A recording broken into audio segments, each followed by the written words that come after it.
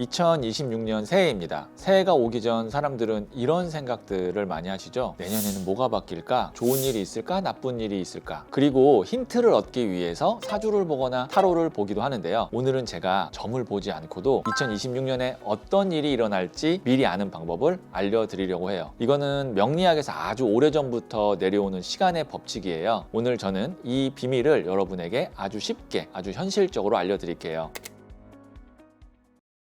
먼저 대운이라는 개념부터 정리해야 됩니다. 무속에서 말하는 대운은 한자 그대로 큰 운, 큰 복이 들어오는 시기를 말합니다. 하지만 명리학에서 말하는 대운은 전혀 다른 개념이에요. 명리학의 대운은 10년마다 내 인생의 기운이 크게 전환되는 시점을 말합니다. 그래서 어떤 10년은 나에게 맞고 어떤 10년은 잘 맞지 않을 수도 있어요. 즉 좋다 나쁘다가 아니라 기운의 방향성이 크게 바뀌는 시간 구조입니다. 그렇다면 왜 10년일까요? 명리학은 60년을 하나의 큰 순환 주기로 봅니다. 천간 10개, 갑을, 병정, 무기, 경신, 임계, 지지 12개, 자축, 인묘, 진사, 오미, 신유, 술해, 천간 10개와 지지 12개가 순서대로 하나씩 짝을 이루며 돌아갑니다. 갑자, 을축, 병인 이렇게 60개가 순환하는 구조이죠. 60년이 지나면 다시 같은 기운의 조합이 돌아오죠. 그래서 60살이 되면 환갑 잔치를 하는 건데요. 하지만 이 60년을 그대로 한 덩어리로 쓰기에는 너무 크기 때문에 명리학에서는 이것을 10년 단위로 잘라서 대운이라고 합니다. 즉 60년은 하나의 큰 역사이고 그 안에 10년 단위로 역사 속의 장, 챕터라고 보면 되는데요. 10년이라는 단위로 보는 것은 천간 10개의 글자에서 온 것이라고 생각하면 됩니다. 우리는 천간의 글자의 기운을 받아서 그 해를 살게 되는데요. 2026년이 병오년인데요. 우리는 병 기운을 받게 될 거라는 거죠. 그렇다면 병이라는 글자는 어떤 기운인지 먼저 알아야겠죠. 병은 10천간 중 가장 강렬한 불의 기운으로 태양처럼 밝히고 태양처럼 뜨겁고 태양처럼 확장됩니다. 병이 오는 해에는 이런 일들이 잘 생겨요. 일이 갑자기 커진다. 감춰진 마음이나 진실이 드러난다. 사람 관계가 정리되거나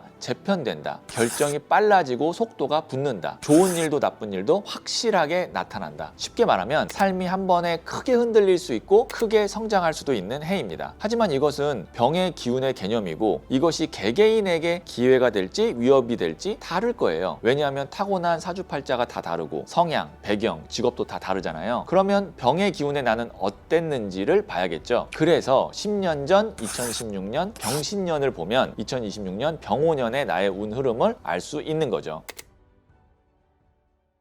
자, 그러면 이제 2016년을 떠올려 보세요. 10년 전 일이라 기억이 잘 안 나실 수도 있어요. 그러면 지금 당장 핸드폰을 켜서 사진첩 갤러리, 달력, SNS를 여세요. 그리고 스크롤을 쭉 올려서 2016년 1월부터 12월까지의 기록을 훑어보시면서 제가 알려드리는 4개의 카테고리에서 정리해 보세요. 첫 번째, 일, 직업, 커리어입니다. 2016년은 어떤 시기였나요? 새로운 일을 시작했나요? 직장을 그만뒀었나요? 일의 어떤 환경이 바뀌었나요? 이 방향으로 가야 하나? 고민이 길었나요? 그게 2026년에 다시 찾아옵니다. 단 2016년보다 더 성숙한 형태로요. 두 번째, 금전, 벌고 쓰는 흐름입니다. 돈이 잘 들어왔나요? 큰 지출이 있었나요? 투자했다가 후회했나요? 부동산, 주식 등 자산이 흔들렸나요? 2026년엔 금전 구조 조정이 다시 옵니다. 잃었던 사람은 되찾을 기회이고요. 벌었던 사람은 확장될 흐름입니다. 세 번째, 변화, 환경, 이동, 삶의 구조입니다. 이사했나요? 가족 구성이 변했나요? 건강이나 생활 패턴에 변화가 있었나요? 2026년에도 환경 변화 코드가 들어옵니다. 하지만 이제는 훨씬 통제할 수 있는 방식으로 나타나죠. 네 번째, 관계, 사람, 인연, 정리입니다. 새로운 사람을 만났나요? 중요한 인연이 떠났나요? 오래된 관계가 끝났나요? 2026년에도 관계 재편 흐름이 강할 거예요. 새로운 인연이 들어오고 오래된 인연은 제자리를 찾아가는 시기입니다.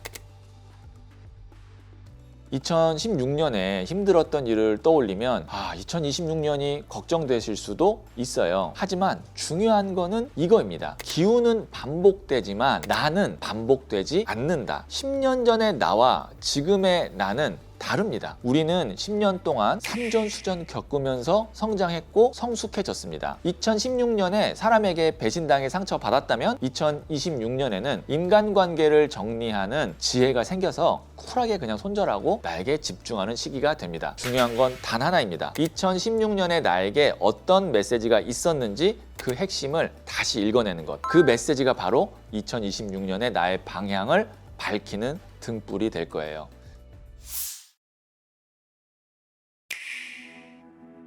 새해에 대운을 놓치게 된다면 여러 가지 이유가 있을 거예요. 실력이 부족할 수도 있고 타이밍을 놓쳤을 수도 있겠죠. 그런데 의외로 작은 것 때문에 대운을 놓칠 수도 있어요. 바로 집안에 이 물건이 있기 때문에 대운을 놓칠 수도 있는데요. 우리가 일반적으로 집에 있으면 안 좋다고 알고 있는 물건들은 오랫동안 안 쓰는 물건, 시들어버린 화분, 깨진 거울이나 이가 나간 그릇, 죽은 기운을 갖고 있는 물건이죠. 이 물건들은 당연히 버리는 것이 좋아요. 오늘은요, 의외의 물건이지만 파괴력이 있는, 파급력이 있는 물건들을 말씀드리려고 해요.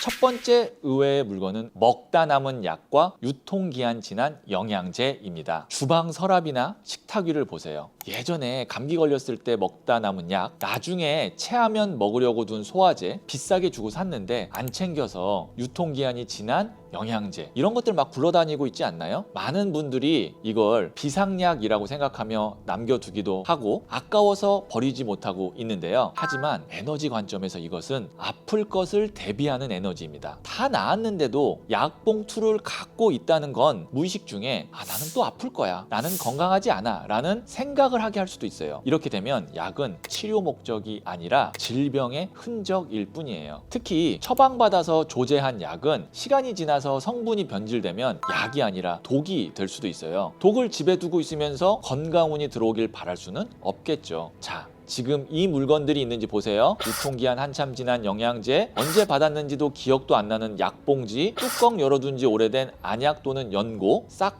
버리세요. 그러면서 나는 이제 건강하다, 이 약은 필요 없다고 스스로 선언하면서 폐의약품 수거함에 버리세요. 두 번째는 낡고 구멍난 속옷과 양말입니다. 남에게 보이지 않기 때문에 더 위험한 물건이 될 수도 있어요. 겉옷은 좋은 옷 입으면서 속옷은 구멍 날 때까지 입는 분들 의외로 있더라고요. 누가 보는 것도 아닌데 어때? 라고 생각할 수도 있는데요. 누가 보지 않기 때문에 중요합니다. 바로 나 자신이 알기 때문입니다. 속옷은 내 몸과 가장 먼저 닿는 제2의 피부이며 나를 보호하는 보호막입니다. 그런데 고무줄이 늘어나고 색이 바래고 구멍난 속옷을 입는다는 건 스스로에게 나는 이 정도 대우만 받아도 되는 사람이야 라고 매일 아침 속삭이는 것과 같습니다. 자존감의 에너지가 하락할 수 있어요. 양말도 마찬가지입니다. 발은 대지를 딛고서는 기초입니다. 양말에 구멍이 났거나 뒤꿈치가 얇아졌다면 나의 딛고서는 운의 기반이 뚫려 있는 것입니다. 구멍난 주머니에 돈을 아무리 넣어도 줄줄 새는 것처럼 구멍난 양말을 신고 다니면 들어오던 복도 발 밑으로 다 빠져나갑니다. 새 대운을 잡고 싶으신가요? 속옷과 양말을 넣어두는 서랍을 열어보세요. 낡고 해지고 입었을 때 기분이 초라해지는 속옷과 양말은 걸레로도 쓰지 말고 그냥 버리세요. 그리고 깨끗하고 기분 좋은 속옷과 양말에 돈을 투자해보세요. 하루의 시작부터 나를 귀하게 여기게 되고 그것으로부터 대운이 시작됩니다. 세 번째는 냉장고 속 정체불명의 검은 봉지입니다. 더 정확하게는 냉동실 깊숙이 자리 잡고 있는 정체불명의 검은 봉지들과 아이스팩입니다. 과거에는 쌀독이 집안의 재물을 상징했다면 현대에는 냉장고가 바로 재물창고, 곳간이라고도 볼 수 있어요. 그런데 이 재물창고 안에 언제 얼렸는지 모르는 떡이나 배달음식, 정체불명의 생선, 오래된 아이스팩, 유통기한 지난 소스들, 앞으로 먹을 일도 없고 어쩌면 먹어서도 안 되는 것이기 때문에 음식 쓰레기라고도 볼 수 있어요. 재물은 흐름입니다. 냉장고에는 신선한 재료가 들어오고 요리되어 나가고 다시 채워져야 합니다. 그런데 냉동실에 몇 년 된 음식이 꽉 막혀 있다면 곳간에 흐름이 막혔다고 봐야겠죠. 지금 냉장고, 특히 냉동실을 비우세요. 언제 넣었는지 모르는 검은 봉지는 뜯지도 말고 그냥 버리세요. 아이스팩은 필요한 것 두세 개만 남기고 다 그냥 처분하세요. 오래돼서 못 먹는 식재료들 버리세요. 냉장고에 여유 공간이 한 30% 이상 생겨야 그 빈 공간만큼 신선한 재물운이 들어와서 채워집니다. 오늘 말씀드린 세 가지, 오래된 약, 낡은 속옷과 양말, 냉장고 속 정체불명의 음식들, 이 물건들의 공통점은 보이지 않는 곳에 숨어 있다는 것입니다. 진짜 대우는 나만 아는 서랍 속, 냉장고 깊은 곳에서부터 시작됩니다. 그러니까 다른 건 몰라도 제가 말한 세 가지는 꼭 확인해 보시기 바랄게요. 집안 가장 깊숙한 곳부터 맑은 에너지가 차오르기 시작하면 새해에는 막힘없는 대운이 함께 할 거예요. 요즘에 혹시 좀 일이 꼬인다 이런 느낌을 좀 받으시나요? 운명학적인 흐름으로 볼 때 상승 기류를 탈 때도 있지만 불운이 이렇게 다가올 때도 분명히 있어요. 이럴 때는 빨리 눈치를 채서 그거를 최소화하거나 피해야 되는데요. 오늘은 불운이 다가오는 징조들과 어떻게 대응하면 되는지 말씀드릴게요. 그 첫 번째 징조는 작은 실수가 연달아서 일어난다라는 겁니다. 평소에는 안 그랬는데 물건을 잃어버리거나 떨어뜨려서 고장이 날 때, 혹은 약속 시간에 늦을 때, 깜빡하지 않던 일들을 깜빡해서 실수를 할 때, 이런 것들이 연달아서 일어나는 거예요. 여기서 중요한 것은 평소에 안 그랬는데 입니다. 일반적으로 그냥 나는 원래 좀 약속에 늦고 원래 물건을 잘 잃어버리는 사람이야, 이런 사람이 물건 잃어버리고 약속 늦는 거 운이 나빠진다 라고 볼 수 없어요. 근데 저 같은 경우는 볼펜 하나도 잃어버리는 경우가 없거든요. 그런데 만약에 제가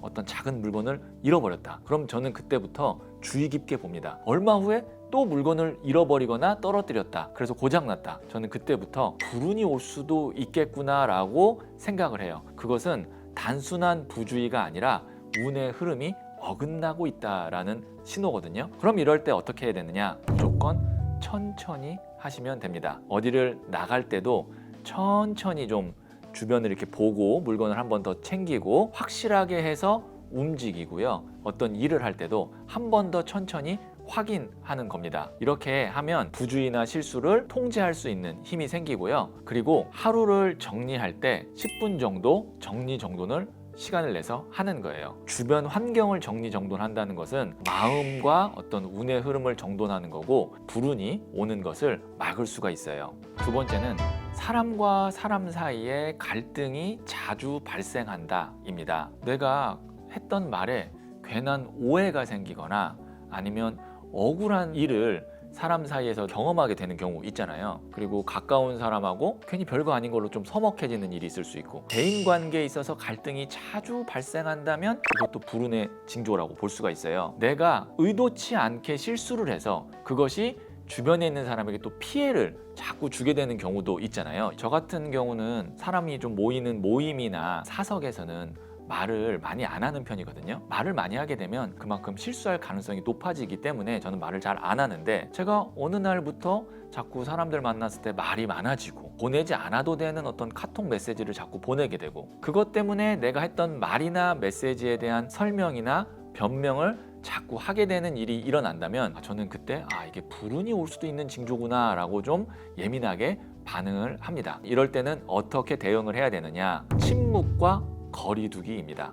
웬만하면 불필요한 만남과 말은 줄이고요. 불편한 일이 있어서 좀 갈등이 있거나 아니면 내가 불만을 이야기해야 될 때, 그때는 그 자리에서 바로 이야기하지 말고 하루 이틀 정도 시간이 지나서 불운이 좀 어느 정도 약해지거나 빠져나갈 때까지 기다렸다가 불만이나 갈등을 풀어가는 거죠. 사람과 사람 사이에 침묵과 거리두기는 공간이 생기는 거예요. 마음쪽 공간이. 그러면 그 사이에서 불운이 약해질 수도 있고 나갈 수도 있는 거죠. 세 번째 징조는 몸의 작은 이상 신호입니다. 평소보다 쉽게 피곤해지고 잠을 잘 못 자고 입맛이 없고 감기와 같은 잔병치레가 연속적으로 일어날 때, 이럴 때 불운의 징조라고 볼 수 있어요. 몸이 먼저 나에게 불운이 올 수 있으니 조심하세요 라는 신호를 주는 겁니다. 그러면 이럴 때는 어떻게 해야 되는가? 분명히 아마 내 루틴 중에 하나가 깨져 있을 거예요. 최근 10일 동안 내 루틴이 뭐가 깨졌는지를 한번 보고 루틴을 회복하는 겁니다. 일반적으로는 일찍 자고 일찍 일어나기, 식사 시간 챙겨서 식사하기, 운동하기 등의 루틴인데요. 그런 루틴을 내가 다시 찾고 웬만하면 조금 더 건강할 수 있는 방향으로 내가 방향을 잡은다면 불운이 오는 징조를 막고 상승 기류를 탈 수 있는 기회로 만들 수도 있어요.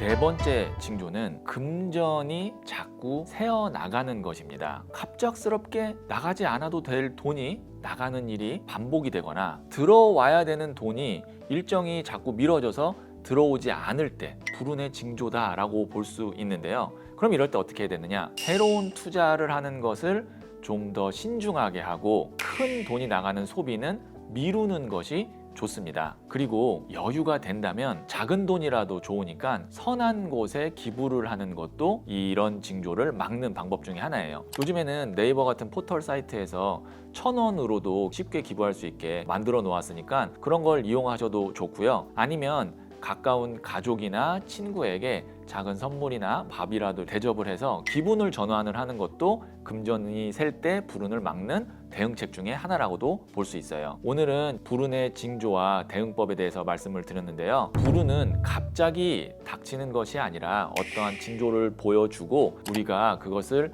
읽을 수 있기를 기다리다가 옵니다. 그래서 오늘 제가 말씀드렸던 이 내용들 잘 참고하시면 불운을 오히려 전화위복으로 바꿀 수 있을 거예요. 제가 지금 5개의 증상에 대해서 말씀드릴 건데요. 몇 개에 해당되는지 한번 체크해 보세요. 작은 일에도 예민해지고 감정이 요동친다. 기다림이 길어지고 일이 지연된다. 돈이 이상하게 새어나간다. 의욕이 사라지고 아무것도 하기 싫어진다. 우연처럼 같은 문제가 반복된다. 이 중에 3개 이상 해당된다면 잠시 기운이 좀 막힌 상태라고 볼 수 있어요. 3개 이상이 아니더라도 기운을 내가 정화해서 좋게 만들고 싶으신 분은 제 이야기를 잘 들어보세요. 첫 번째는 호흡 정화법이에요. 우리의 기는 들숨에 들어오고 날숨에 나가요. 즉 숨이 막히면 운도 막히는 거예요. 그래서 방법은 간단합니다. 답답하거나 불안할 때 코로 4초 들이쉬고 4초 멈추고 6초 내쉬세요. 이거를 7번만 반복해도 몸 안에 기 흐름이 어느 정도 정돈됩니다. 한 번만 해보세요. 제가 4초, 4초, 6초를 알려드릴게요.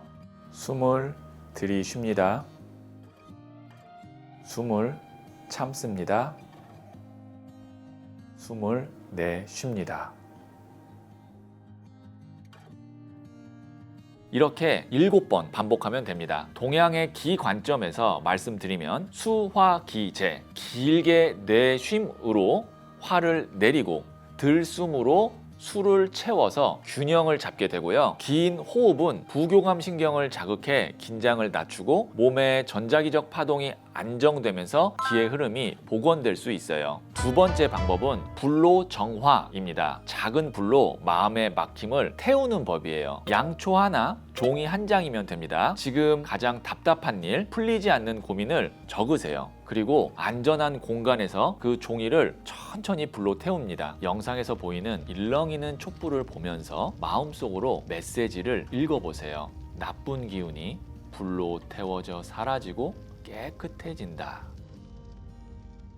불은 오행에서 정화와 변환의 기운을 가집니다. 탁기를 소각하고 좋은 기운만 남게 돼요. 그리고 시각적인 열을 통해 기억과 감정이 물리적으로 해소되는 효과가 생겨요. 세 번째, 물로 순환입니다. 하루 중 어느 한순간 의식적으로 물을 흘려보내는 행위를 하는 거예요. 거창한 의식이 아니에요. 그저 하루에 한 번 흐름을 의식하며 물을 다루면 됩니다. 저는 습관적으로 하는데요. 손을 씻을 때 지금 내 막힌 운이 흘러간다. 이렇게 말하면서 혹은 속으로 되뇌이면서 항상 이런 느낌으로 씻어요. 샤워를 할 때는 이 물이 내 하루의 탁한 에너지를 씻어낸다.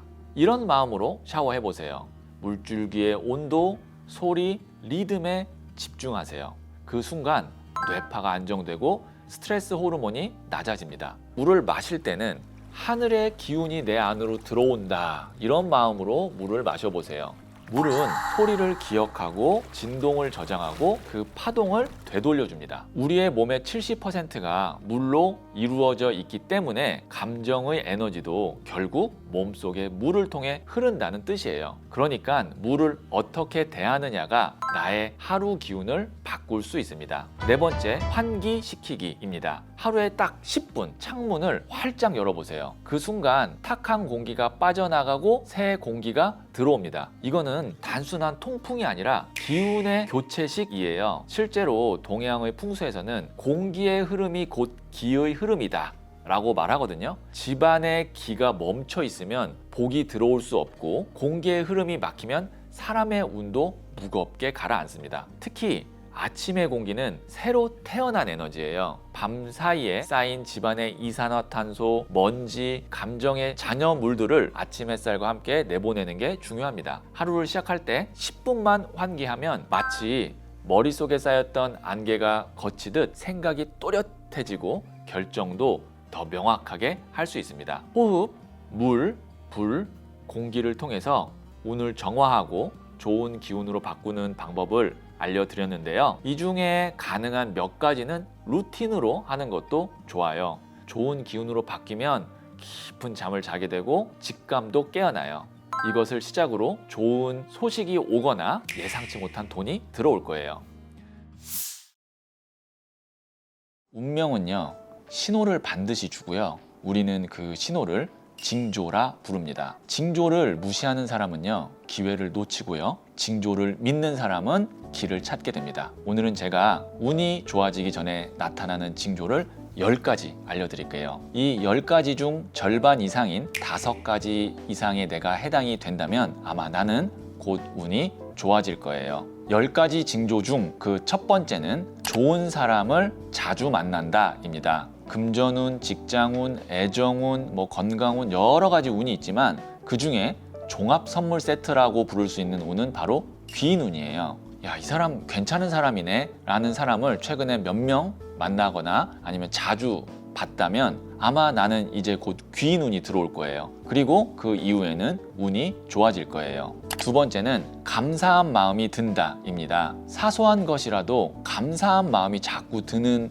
순간이 있어요. 내가 딱 도착했더니 지하철이나 버스가 내 앞에 바로 도착해서 감사하다, 혹은 월급날에 월급 들어오는 것이 당연하다라고 생각이 됐는데 어느 날 월급이 딱 들어오니까 그게 또 감사하다, 이렇게 느끼는 순간이 연속될 때가 있거든요. 이것은 작지만 감사한 일이 자주 생긴다라는 의미이기도 하고, 그리고 내가 감사한 운을 받아들일 마음의 준비를 무의식적으로 하고 있다라는 징조이기도 해요. 세 번째는 오랫동안 미뤄왔던 일이 자연스럽게 풀린다입니다. 어떠한 일을 내가 오랫동안 미뤄왔다라는 것은 내 의지의 부족일 수도 있고 환경이나 운이 좀 막혀 있다라고도 볼 수 있는데, 그것이 풀리기 시작한다는 것은 고여있던 물이 이제 흐르기 시작한다는 거고, 내 운도 이제 좋은 방향으로 흘러가는 흐름에 타게 된다, 이렇게 볼 수 있거든요. 그래서 오랫동안 미뤄왔던 일이 풀리기 시작하면 그것도 운이 좋아질 징조다라고 볼 수 있어요. 네 번째는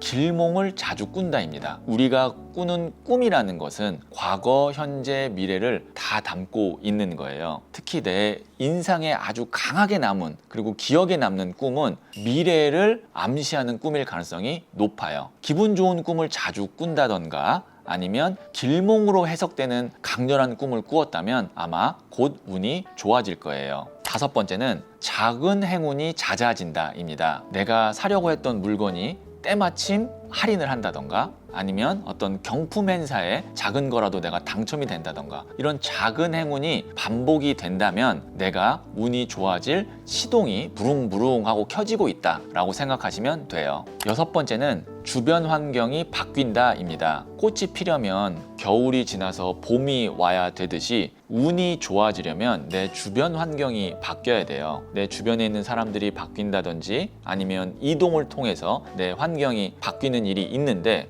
차라리 바뀌길 잘 됐다, 반갑다 라는 이런 마음이 만약에 든다면 곧 운이 좋아질 거예요. 7번째, 직감이 잘 맞는다입니다. 이거 왠지 이렇게 될 것 같은데 라는 이 직감이 잘 맞는 경우가 있어요. 오늘 내가 응원하는 팀이 이길 것 같은데, 지금 연락하면 왠지 잘 될 것 같은데, 이런 직감들이 연속으로 계속 맞아 들어간다면 내가 운이 좋은 흐름에 올라탔다 라고 볼 수 있어요. 8번째는 예상치 못한 제안이 들어온다입니다. 어떤 제안이 들어왔을 때 그것이 좋을지 나쁠지는 시간이 지나야만 알 수 있잖아요. 그런데 아무런 제안이 없어요. 그런 상황에서는 내가 지금 할 수 있는 최선은 현 상태 유지이거든요. 그런데 예상치 못한 제안이 계속 들어올 때는 무언가 이제 내가 변화할 수 있는 여지가 생긴다는 겁니다. 변화는 운이 좋아지는 시작이다라고 볼 수 있어요. 9번째, 작은 선물을 자주 받는다입니다.